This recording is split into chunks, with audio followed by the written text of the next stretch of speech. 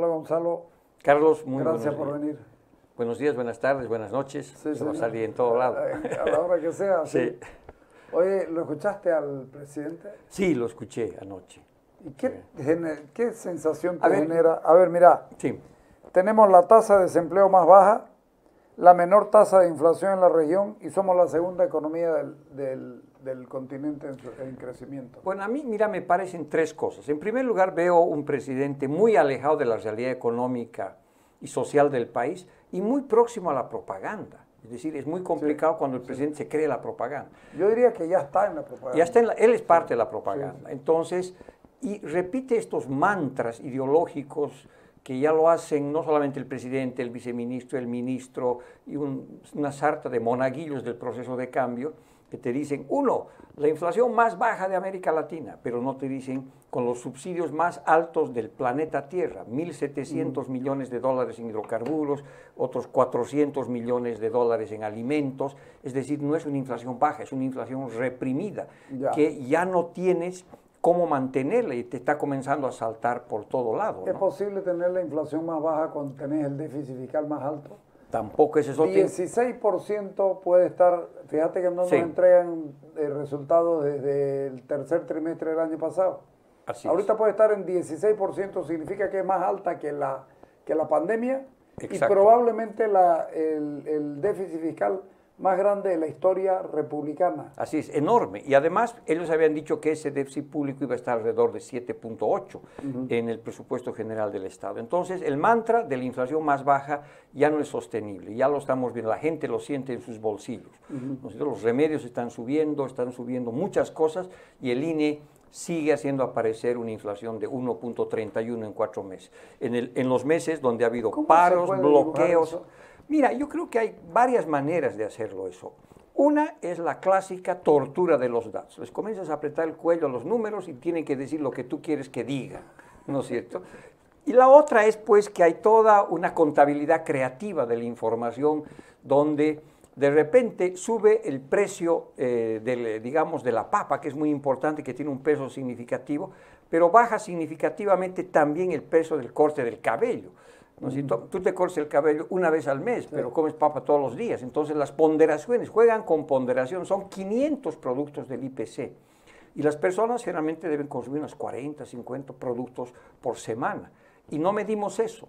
Por lo tanto, cuando tienes un promedio de precios gigante, la subida de algunos precios que sí están afectando a la gente se pierde en un mar, ¿no es cierto?, de números, y eso es lo que te distorsiona. Por eso amplían el IPC, lo amplían para que se diluya. Exacto, para que el precio se diluya y por lo tanto te dé la sensación que no pasa nada. Pero la gente va a los mercados y siente. Entonces, el mantra de la inflación más baja lo viene repitiendo desde el presidente y después como, digamos, se produce ese proceso de evangelización del programa, ¿no? O sea, de la propaganda. Después te dicen la tasa de ocupación o desocupación más baja de la región. Falta de respeto. Sí. Eso realmente, porque es falta de respeto con la gente que está sobreviviendo en las calles y le dice, oye, tú tienes un trabajo. Eso no es un trabajo, es una estrategia de sobrevivencia. 80% de la población económicamente activa de 14 a 65 años es autoempleada. Es autoempleada y tiene un trabajo muy precario, está vendiendo dulces en la esquina, está vendiendo masitas en la otra, ha abierto un micromarket Charito, ¿no es cierto?, vende alitas de pollo, el buen volar o con lo que sea. Entonces, y eso pues ha creado definitivamente una economía absolutamente falsa y basada en la economía informal. Los que tienen empleo formal es el 20% y el 10% son empleados públicos, ¿no es cierto? Entonces no te puedes vanagloriar de tener unos empleos muy precarios. Entonces ese es el otro mantra que se repite y que pues engaña a la gente. Después está el crecimiento más bajo, ¿no es cierto?, o el crecimiento más elevado de América Latina y no sé qué. Te han dicho si consideramos que Ecuador encima, aquí se cae Ecuador porque su economía es dolarizada y nosotros estamos mejor. Claro, y Bolivia se compara con Brasil. Entonces, pero mira, para que solamente tengas una idea, si Brasil crece al 0.1%, crece un PIB boliviano. ¿No es cierto? Entonces no son comparables en tamaño. Entonces, lo mismo le pregunté claro, entonces son 3% que ha crecido y nos dijeron 4.9%. ¿no? Y ayer el presidente decía una cosa muy divertida, ¿no? Pero decía, el Fondo Monetario Internacional no conocen la realidad económica boliviana y no aciertan en sus proyecciones. Resulta que el Banco Mundial había dicho que el crecimiento el 2023 sería de 2.4 y el crecimiento fue 3.1. El gobierno dijo 4.9 y el crecimiento fue 3.1. ¿Quién la peló? ¿Quién estuvo más cerca? Los organismos internacionales que subestimaron en 0.7. En cambio, el gobierno sobreestimó en 1.9. Pero su maña es sobreestimar. Claro, entonces eso demuestra que pues, la realidad económica es otra. Y es un crecimiento que viene bajando desde el 2014, salvo por el tema de la pandemia. Entonces, esos tres mantras ha vuelto a repetir el gobierno y a través del presidente el día de ayer en Pero su para que su mesa no sea coja, hay un cuarto. El modelo económico se basa en la demanda interna. ¿Es posible vivir solo de lo que se produce en Bolivia? No, para nada, porque eso es parcialmente. O sea, en la medida que te has gastado todas las reservas internacionales, que has hecho un enorme gasto público, vas sosteniendo. Pero no puedes volar solamente con el avión tiene dos motores, no puedes volar con un solo motor, demanda interna, necesitas la otra, y la otra es la que se ha apagado. Y ya no tienes gasolina para hacer funcionar una de las turbinas, que es la demanda interna. Por lo tanto, estás frente a la posibilidad de que o el avión entra a un aterrizaje duro o realmente se va a pique, ¿no es cierto? Entonces, ese es el dilema que tiene el gobierno. Y el otro tema es que toda la explicación de esta crisis, el segundo elemento que yo veo es que Arce, ¿no es cierto?, el presidente Arce niega al ministro Arce. Absolutamente. ¿No? Entonces, es una cosa que yo creo que en algún momento la paranormalidad tendrá que estudiar, ¿no es cierto?, porque resulta que los problemas que tiene la economía boliviana, sobre todo se deben al achicamiento del sector gas. Bolivia producía 60 millones de metros cúbicos por día el año 2014 y ahora produce alrededor de 30 millones de metros cúbicos día. O sea, se ha reducido a la mitad. ¿Y qué pasó? No exploraron y producieron gas. ¿Quién lo hizo? ¿Quién decidió eso? ¿Por qué las inversiones públicas en el sector gas eran de 650 millones de dólares en promedio entre el 2006 hasta el 2014 y después por qué baja a 150? ¿Quién decide eso? No te olvides que en el gabinete, él era el jefe del gabinete económico. Claro, él no le llama la atención nunca al presidente. Claro, entonces le dice, oye, pero estás yendo a la mitad, porque además no te olvides que el presidente actual y todo su equipo económico nos han repetido hasta el cansancio que de donde salía el excedente económico era del sector hidrocarburos para hacer política social, para hacer política industrial. Era la gallina de los huevos de oro. ¿Por qué la han estrangulado? ¿Por qué no han seguido explorando y produciendo? ¿Quién decidió? O sea, ¿cómo era esa reunión de gabinete donde dijeron, mira, ¿saben qué? El sector hidrocarburos, que nos da 5.400 millones de dólares en el 2014, ya no nos dé tanto. Vamos a bajar a 2.000. ¿Por qué? ¿Qué conspiración hubo? Entonces, realmente va a ser, o sea, esto va a entrar a la historia económica como el típico disparo al pie, ¿no es cierto? ¿Cómo es posible que mates al sector que sostiene tu modelo económico y ahora lo niegues y digas, no, da la impresión que en esa época el ministro de Economía y Finanzas, cuando era presidente Evo Morales, era el fantasma Gasparín, porque no, yo no sé. ¿Quién fue el que lo nombró, siendo ministro, lo nombró a Molina como director de la YLB, director titular, y ahora ninguno de los dos sabe qué fue lo que hizo Molina cuando el ministro lo nombró, el que es ahora presidente y el otro es ministro? Claro, aplican lo que en mi tierra se llama la ley del Solís. Hasta el soncito y serás feliz, ¿no es cierto? Porque claro. yo no sé qué pasó, no invertí, qué barbaridad que no hicieron inversiones en el sector hidrocarburos. Ahora sí nosotros vamos a comenzar a invertir. No hay ninguna responsabilidad política. Y no hay nadie que le diga a Arce, oye, no estás yendo bien. Fíjate vos, en el país se impone esto que en Argentina se llamó sidieguismo. Claro. A Maradona le dijeron sí, Diego, y terminó, mira cómo terminó. Sí. Evo Morales le decían sí Evo, y ahora le dicen sí Lucho. Así es. Porque repite, el ministro Cusicanqui repite exactamente lo que dice el presidente. Exacto. Baja la línea de mando del mantra, ¿no es cierto? Porque entran en unos éxtasis ideológicos. y repiten, ¿no es cierto?, desde el presidente hasta el monaguillo del proceso de cambio exactamente lo mismo. Y han encontrado en una típica explicación populista el enemigo, alguien, los saboteadores, ¿no es cierto? Pero los saboteadores habría que preguntarles dónde están. Yo he escrito una columna diciendo que en algún momento se descubrió quién era el saboteador económico, ¿no? Y sabían que este saboteador económico estaba en la Casa Grande del Pueblo, en el Salón de los Espejos. Y el presidente Arce, por supuesto, tenía que descubrir en persona a quién le estaba haciendo tanto daño a la economía boliviana. Y de repente se encontró en el Salón de los Espejos y en la penumbra. Claro, y se vio él mismo, era el mismo. Apareció él, 10 años más joven y 10 kilos menos, ¿no es cierto? Pero era él, es él.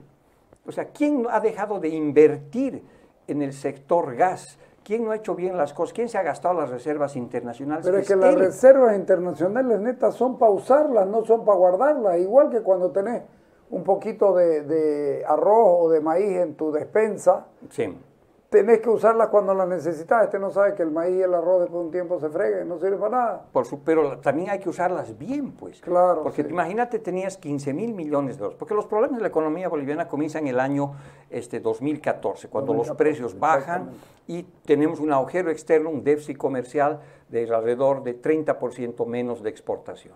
Entonces, en ese momento es que tenías que hacer el aterrizaje suave. A ver, un ratito, te ha caído los ingresos. Y para eso no necesitas ser neoliberal, neopopulista, keynesiano o lo que sea. Necesitas simplemente ser sensato. Cualquier familia sabe que si tus ingresos bajan, te tienes que ajustar, ¿no es cierto?, a esos nuevos ingresos y gastar e invertir menos. Pero no lo hicieron. Ahí se gastaron más de 15.000 millones de dólares de las reservas internacionales, incluyendo la plata que estaba en los bancos. Aumentaron la deuda externa de 17 a 30%, aumentaron la deuda interna de 14 a 30%, endeudaron, ¿no es cierto?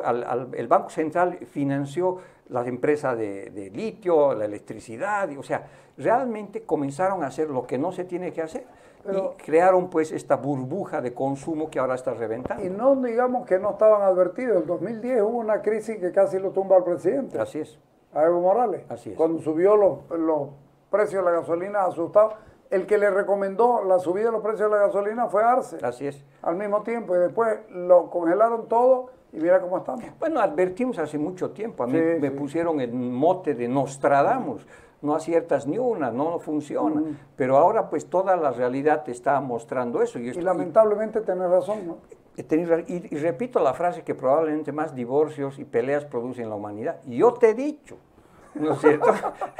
Se le ha dicho hasta el cansancio que la economía se estaba achicando, que tenías problemas serios de competitividad, que no podías aumentar tanto el gasto público, que tenías que ser racional, que no ibas a aguantar gastándote más de 15.000, 16.000 millones de dólares de reservas, 13.000 del Estado y unos 3.000 de los bancos, que era insustentable. Ahora se tiraron los 13.000 y a los bancos le den 2.800 millones. Casi 3.000, sí. Sí, sí. Por eso ahí son como 16.000 millones de las reservas, ¿no? Entonces, lamentablemente, pues no se hizo el ajuste que tenía que hacerse el 2014 y ahora están llevando a la economía boliviana como si fuera un avión gigantesco con un motor solamente funcionando y que quieren hacer un aterrizaje duro, o el otro sería irse al suelo, a precipitarse. ¿Y por qué amenazar como amenazan a los empresarios? Si exportan y no traen toda su plata, vamos a tener que tomar medidas. Bueno, mira, yo creo que es un ¿Crees que eso vale la pena? No, es un signo de desesperación que genera más especulación, más miedo, ¿no? Y las expectativas cambian. Entonces, el gobierno, pues, no hay dólares. O sea, y la explicación es muy simple, muy simple. Y el gobierno dice, ayer realmente ha sido bastante sorprendente que el presidente diga, porque yo creo que ha perdido también el sentido de las proporciones, porque ha dicho, mira, en 3 meses hemos conseguido 58 millones de dólares que estaba en el colchón bank de las personas y ahí la plata y ha venido. Entonces dice, muchas 58 millones de dólares. De 10.000. Claro, pero claro, o de 12.000, es el 0.48. Claro. Solo por mes necesitas 1.000 millones de dólares y has conseguido de una sola vez 58 millones de dólares y con eso anuncias que los dólares van a volver y que vas a volver a la vieja normalidad. No, pues ahí hay un tema complejo de disociación entre la realidad y lo que tú piensas y haces y los números que te dan. Entonces, ese distanciamiento es muy preocupante porque el avión está volando con medio motor sin gasolina, y encima en la cabina del gabinete, en la cabina del avión, los dueños del poder de los últimos 18 años están peleando, los pilotos, ¿no es cierto? Entonces, al problema de los económicos, estructurales, déficit público, falta de dólares, falta de gasolina, falta de diésel, baja productividad, enorme economía informal, deuda externa gigantesca, se une un problema de gobernabilidad política. Y por lo tanto, pues no hay forma de que puedas volver a la vieja normalidad. Y por lo tanto vienen todas estas explicaciones de conspiraciones y amenazas con malas ideas, que es el caso del control de capitales. ¿Vos crees que esa amenaza de control de capitales es posible que se animen a tomarla? Bueno, yo creo que como han perdido el sentido de la realidad económica y de los efectos que pueden hacer, yo creo que sí. Hoy día han apresado a una persona que estaba vendiendo seguramente $2.000 millones, o perdón, $2.000, ¿no es cierto? Y han creado una expectativa, y además han dicho que le han agarrado presa porque estaba vendiendo a 7.40 el dólar. O sea, cuando está en 8, en La Paz, una señora gremial en Unitel dijo, estamos comprando en 8.90. Claro, pero hay una cosa peor, el banco te vende a 7.60, ¿no es cierto? Porque autorizado por la ASFI, el banco te pone la comisión de 10%. Ah, tu verdad. Entonces, ¿qué pasa? Esta señora vende a 7.40, está vendiendo más barato que el banco. Que vende el banco. Y es legal y la van a meter presa. Pero es la señal. De repente aparece la agente 00 SOJTA, o sea, el agente 008 en este caso, ¿no es cierto? Y hace un espectáculo de conseguir $2.000 de una pobre señora que probablemente está sobreviviendo, ¿verdad? Por vender unos dolarcitos. Y eso muestra que cómo hemos perdido el sentido de la realidad. Es decir, Bolivia dejó de exportar más de 3.000 millones de dólares en el gas. O sea, ¿dónde está el gas? Ahí está, pues se ha perdido el gas. Exportabas el 2014 6.600 millones de dólares y ahora exportas inclusive menos de 2.000, o sea, faltan 4.600 millones de dólares. Y te preocupas y dices, no, esos dólares no lo están trayendo de afuera, ¿no es cierto? Y tampoco lo están guardando en el colchón bank. Son los privados los que tienen la culpa. Pero por Dios, has hecho desaparecer 4.600 millones de dólares por no haber exportado y no desarrollado los mercados de gas, por Dios. Algo que no logré entender bien, los bancos tienen 460 millones de dólares. Una cosa así dijo. Sí. Pero dijo que eso se pueden usar libremente porque creo que no lo pueden usar. No los puedes usar, porque no los puedes vender, porque los bancos, o sea, esta idea de que... El rato que se les ocurra decir vamos a vender al precio oficial... No puedes, o sea, no, claro. En media hora se acaban, porque además si lo dividís esos 460 entre 13 bancos, son 30 millones de dólares, no te alcanza para 2 días. Pues no alcanza para 2 días. Bueno, pero ¿se pueden vender eso? Bueno, en principio se podría vender, pero yo no sé dónde tienen los bancos eso. En realidad, a los bancos se los ha descalzado en términos de dólares, porque a través de un programa de hace algunos años, en los bancos de nuestra plata, ellos tenían 3.000 millones de dólares. Y les han dicho, traigan esos dólares, aquí están bolivianos. Desde el 2017 lo vienen haciendo. Así significa que Arce Catacora es el que lo comenzó. Exactamente. Entonces dicen, le han quitado eso, por eso es, el gasto de las reservas internacionales son 13.000 más o menos del Banco Central y otros 3.000 del privado, porque le han agarrado esa plata y la han también gastado. Entonces Bolivia ha gastado 16.000 millones de dólares para que esta burbuja de consumo no reviente. Y eso es un costo muy elevado y ahora no tienes dólares. Y los que no tienen dólares es el Estado. Y con estas medidas, que no es novedad también, en la Argentina lo han hecho en los últimos años, el control de capital, la cosa se vuelve peor. Es la idea pésima de querer controlar eso. O sea, tú no vas a poder controlar el tipo de cambio simplemente. ¿No crees que incentive al exportador a exportar? Por supuesto, ¿para qué vas a exportar? Pero van a perder los mercados externos. Pero a ver, es muy sencillo, ¿no? Si te van a obligar a traer tus dólares y te van a pagar 6.96. Claro.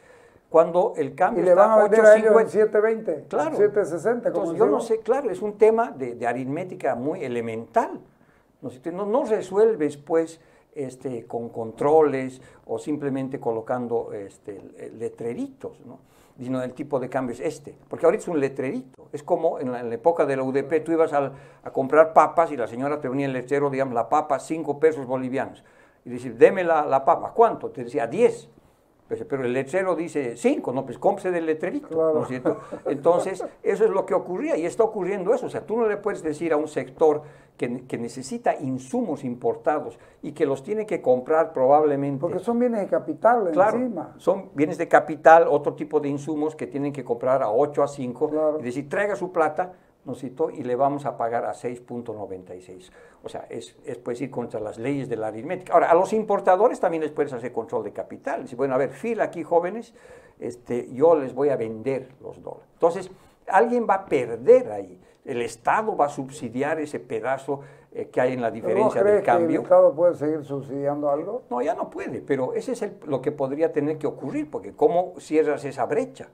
Los dólares afuera están caros y los quieres vender aquí baratos. O sea, eso va contra cualquier lógica. ¿A dónde estamos yendo con todo esto? Bueno, mira, yo creo que es el agotamiento del modelo económico en su fase ya casi terminada. Es cíclico. Es cíclico. Esto ya ha pasado muchas veces. Pasó con el estaño, pasó con la plata, ahora está pasando con el gas. Se creó la maldición de los recursos naturales. Crees que eres rico porque tienes un poco más de plata, no diversificaste. La muestra está el litio. Y el litio, o sea, el presente era el gas. El litio se va a convertir también en una maldición de los recursos naturales sin haberlo usado ni un día. Sin haber nacido todavía, ¿no es cierto? Entonces, lamentablemente, pues es esta visión estatista donde crees que tú con buena voluntad y con eslogans puedes hacer las cosas. Lo del litio es dramático, porque ese era pues el puente hacia el futuro, ya que el gas estaba desapareciendo, el litio te tenía que ayudar, pero has visto todas las cosas que se ha hecho. Y se está haciendo algo que yo creo que también este gobierno va a entrar al libro del premio Nobel negativo, porque hace cosas que uno dice, por Dios, no han pasado introducción a administración de empresas. Primero hacen la empresa y después ven si hay insumos, ¿no es cierto? Han construido la planta de azúcar en San Buenaventura, sí. Y después han descubierto que no había la caña suficiente. Sí, señor. Han hecho la planta de urea de más de $1.000 millones y después han descubierto que no hay gas. Han hecho la planta de litio y de repente las piscinas no son suficientes. Entonces están queriendo revolucionar la teoría económica y administrativa. Entonces primero haz la planta y crees que va a salir por generación espontánea los insumos y van a aparecer los mercados. Entonces estás frente al agotamiento del modelo primario exportador rentista, ¿no es cierto? Y que tiene obviamente su correlato de crisis política.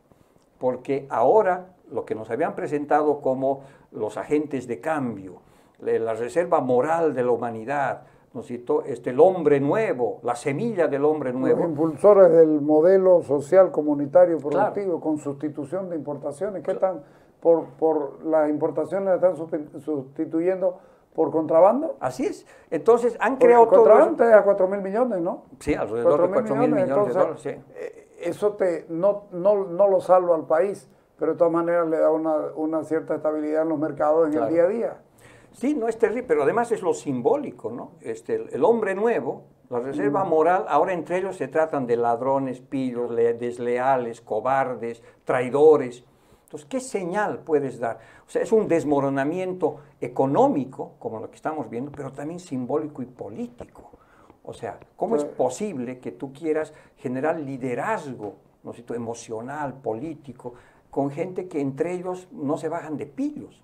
Entonces, todo eso pues está haciendo que el modelo económico, social, político esté tremendamente desgastado y no hay salida fácil, no hay un cambio que puede darse. No va a pasar mañana una semana y de repente va a llover dólares en Bolivia y las cosas van a cambiar. Eso no va a pasar. Se va a complicar más la situación. Se va a complicar más la cosa, esto se va a ir desgastando, no hay solución fácil, no hay una solución fácil. Entonces, cuando se acaba un modelo económico y político con estas características, pues es muy difícil reemplazarlo y toma bastante tiempo. Decime, si solo se les ocurriera decir muy bien, el que quiera traer diésel, hágalo, puede venderle al surtidor que le dé la gana. Sí. ¿Eso le puede dar alguna mano? Claro, políticamente le iría mal porque el diésel comenzaría a costar lo que teóricamente cuesta. Mira. Ahora, me llama la atención, nosotros traemos gasolina de Perú, de Brasil, perdón, de Perú, de Chile y de Paraguay. Y resulta que allá lo pagan en los surtidores 7 bolivianos con 50, por decir algo. Y nosotros, cuando cuando lo tenemos que traer aquí decimos que lo estamos subvencionando a 9. ¿Cómo es esto? Pero es el subsidio que hay a los hidrocarburos. Pero a ver, mira, el tema... Sí, pero ¿por qué? Si es más barato en Paraguay, ¿puede subir tanto el subsidio? ¿O hay encima de todo una trampa? Puede haber una trampa, ¿no? Pero, en estos asuntos, cuando se vuelve una cosa muy oscura, puede haber trampa. Y hemos entrado a una situación económica y de manejo de política económica que en inglés se llama every penny counts, que una traducción, digamos, andina sería cada puchito cuenta, ¿no es cierto? Entonces tienes que comenzar a juntar centavitos. Entonces la política económica de este gobierno es liberemos exportaciones, consiguen 100 millones de dólares. Vendamos bonos a la gente en dólares, 58 millones de dólares. O sea, puchitos. ¿Puchitos por qué? Porque lo que tú necesitas son 12.000 millones de dólares, 13.000 millones de dólares al año. Y esos son puchitos que va a 13.000 millones de dólares al año. De importaciones. En importaciones. Para cerrar el déficit público, otros 3.500 millones de dólares. Entonces, ya no tienes alternativa sino ir juntando puchitos. Entonces, ves a los gestores de la política económica en la clásica bicicleteada, agarran 50 allá, colocan aquí, sacan de aquí uno. Entonces, es muy difícil tener medidas grandes. De esos 10 puntos, uno de los puntos era que puedas importar diésel, digamos, los privados. ¿Pero con qué dólares? Porque si no tienes dólares... Claro. Ahora, igual, los yuanes crearon una gran expectativa. Los yuanes sirven para el comercio con China. Con China, solamente. Solamente con China. Porque los chinos compran dólares para cuando tienen que hacer negocio con otros. Entonces, solo sirve para el comercio bilateral, que puede ayudar, pero también, otra vez, otro puchito. Porque si tienes yuanes, a ver, andarte de luna de miel a Puno, no te van a aceptar, ¿no es cierto? O llévate dólares a la isla Margarita, o te llévate yuanes a la isla Margarita, tampoco te van a aceptar. Entonces, son soluciones pequeñitas. Ninguna de las soluciones que han presentado son estructurales. Y lo más grave es que solo atacan la entrada de dólares, que va funcionando de puchitos, ¿no? Pero no hacen nada el huecote que hay, que es el déficit público, por donde se sale y se ha salido la mayoría de las reservas internacionales. Entonces, esto es como si las reservas internacionales fueran una piscina gigantesca que tenía antes 15.000 millones de dólares. Esto ha bajado a 1.700 millones de dólares.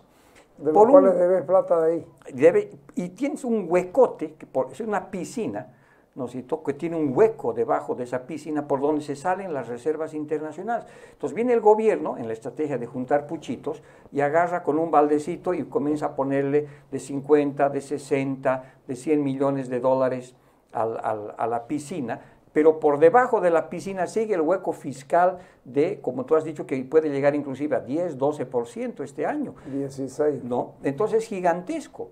Entonces, ¿cómo es posible que quieras cerrar la piscina sin cerrar el hueco? Entonces, el gobierno no toca eso, sigue el gasto público elevadísimo, siguen ofreciendo empresas públicas, ahora van por la número 150, van a meterle a la industria farmacéutica 470 millones de dólares, acaban de aumentarse el sueldo desde el presidente hasta, obviamente, en el sector público, hasta el UGIEL, ¿no?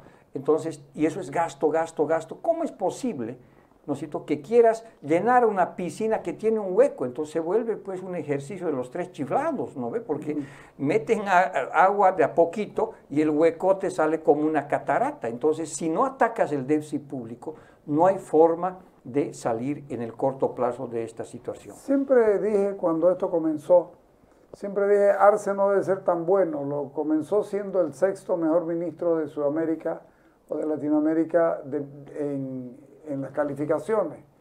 Y el segundo año bajó a 8 y después bajó y por último estaba de 12. Y se enfermó y por suerte se enfermó porque así salió de la calificación. Te digo, ¿cómo es posible que siga tomándose 1 hora con 9 minutos de eso, güey? 1 hora 9, ¿no?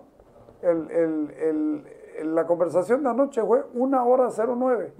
Y sin embargo el hombre sigue diciendo esto, pero absolutamente abstraído de la realidad. ¿Cómo puede ser? Yo creo que vive en el país del PowerPoint. Sí, no pero tiene una maestría o un doctorado en Inglaterra. Mira, ¿lo tendrá? No, sí la tiene. Y yo creo que técnicamente, digamos, es competente.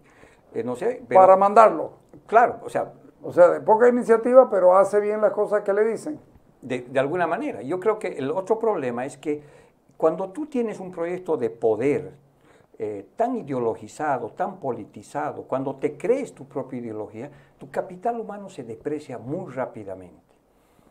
Y eso le pasa mucho a la gente que entra al sector público. Tienen doctorados, maestrías en economía, en ciencia política, tienen cierta racionalidad, pero entras a la lógica del poder, esta lógica del poder que confunde fantasía con realidad, y comienzas a creerte la propaganda y tu capital humano se deteriora. Y si encima todo el mundo te dice maravillas de las cosas que dices, la cosa es más complicada todavía. Entonces, ese es ya el deterioro intelectual, académico, si tú quieres, de todo este modelo. Se está haciendo aguas por el lado económico estructural, está haciendo aguas por el lado social, está haciendo aguas por el lado político, pero también de la narrativa política, de la capacidad de convencer. Están perdiendo credibilidad, ¿no es cierto? Cuando tú dices cosas que no son y que la gente no siente, y lo siente, o la gente la siente diferente, vas perdiendo pues el imaginario de las ideas, vas perdiendo la batalla de las ideas. Y tus ideas se comienzan a convertir en eslóganes ideológicos y políticos, se separan de la realidad y eso pues genera una pérdida de capital humano porque dices, oye, este médico que debería haber resuelto estos problemas de esta manera, está confundiendo las cosas, no mira la realidad. No es como si el médico simplemente te dijera por 4 temas, ¿no? Claro, el problema es lo que dicen los analistas. Claro, además, ¿no es cierto?, tenemos un poder pues brutal, ¿no es cierto?, porque a mí me da la impresión que durante los últimos años, junto con otros analistas, nosotros hacíamos un grupo que teníamos poderes telepáticos, y en el pleno gabinete hemos convertido a Morales, a García Linera, hasta Arce Catacora y otros en zombies, porque les hemos dicho, no inviertan en el sector gas, no lo hagan, los hemos dominado y ellos han obedecido estas mentes malignas, estos perros neoliberales que los han dominado, ¿no es cierto?, y les han metido la pata, les han obligado a gastar 13.000 millones de dólares de las reservas internacionales, los han obligado a aumentar la deuda externa, los han obligado a no invertir en el sector petrolero, que era el corazón del desarrollo económico de Bolivia, ¿no es cierto? Entonces, los opinadores, los analistas, pues se han convertido en un aquelarre de brujos que desde sus oficinas controlan las mentes de los neorrevolucionarios, lo cual es una locura, es pura responsabilidad de ellos. Esto es el fracaso de los Chuquiago Boys, ¿no es cierto?, del modelo económico que ellos han implementado y que no han podido sostenerlo porque nunca fue un modelo que podía ser sostenido por una razón muy sencilla. No se puede crecer y no se puede desarrollar de manera sostenible basado en un solo recurso, que era el gas natural. Y ayer el presidente vuelve a decir cómo es posible que dependamos solo de un recurso natural. Ahora sí, vamos a diversificar la economía. Socorro, 18 años después, lo mismo. Y la última mala noticia es que todavía le quedan 16 meses de gobierno. Bueno, ojalá pues... No va a cambiar. No, parece que no va a cambiar, a pesar... ¿no es cierto? Ojalá que ahora sí escuchen y los analistas económicos mandemos unos chaquirrayos, ¿no es cierto?, para convencerlos y decir, señor, por favor, una cosa muy elemental. Está bien lo que está haciendo por el lado de conseguir algunos puchitos en dólares, pero por el amor de Dios, corte el gasto público. Y no le estamos pidiendo un corte carnicero con el respeto a los matarifes, se le pide un corte cirujano, o sea, corte propaganda, corte buena parte del sector público, cierre algunas empresas estatales. Estamos pidiendo que corte pero 2 o 3% del PIB. Sí, pero hay que cerrarlas. Claro, por eso te digo, si no funciona, hay que cerrarlas. Y no le estamos pidiendo que baje hasta el 3% del PIB. 3% nada más, no le está pidiendo mucho más, y eso no es tan complicado. Pero no, están tomados por la ideología, están con lo que yo llamo técnicamente el narcisismo macroeconómico. Se miran frente al espejo de la vanidad y dicen, uy, mira qué maravilloso, se mandan besitos, se hacen ojitos y dicen, lo estamos haciendo espectacular. Esta es la revolución incomprendida, ¿no es cierto?, por el mundo, ¿no? En fin, te agradezco por venir. Muchas gracias, Cuando vengas, avísame, pues. Sí, lo haré con mucho gusto. Listo, gracias. Vamos al corte.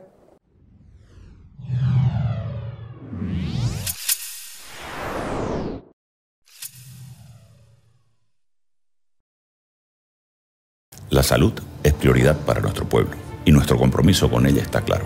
En estos primeros 2 meses en ejercicio, Buscando descongestionar la maternidad Percy Boland, se habilitó la sala de neonatología del Hospital de Montero. Dotamos de un nuevo tomógrafo con inteligencia artificial y nuevas camas para el hospital japonés. Además, otro tomógrafo para el Hospital de Niños. Mediante las mesas de diálogo interinstitucionales, se consiguieron nuevos ítems en salud y certeza para la transferencia de un predio municipal donde en un futuro se construirá un moderno hospital oncológico. Estamos camino a una mejor atención médica, a una mejor calidad de vida. Sigamos avanzando en salud. Sigamos avanzando, Santa Cruz. Llegamos a los 3 años de gestión. Están en marcha los viaductos, el pavimento, el drenaje, el equipamiento de los centros de salud, la entrega de computadoras, desayuno escolar, inmobiliario para la educación. Entregamos a la gobernación terrenos para la construcción del nuevo hospital oncológico. Conformamos el comité de defensa de predios municipales para preservar y recuperar propiedades del municipio. Nos esforzamos para cumplir lo que prometimos y nuestro compromiso es seguir construyendo obras que sirvan a la gente. Gestión Johnny Fernández, alcalde.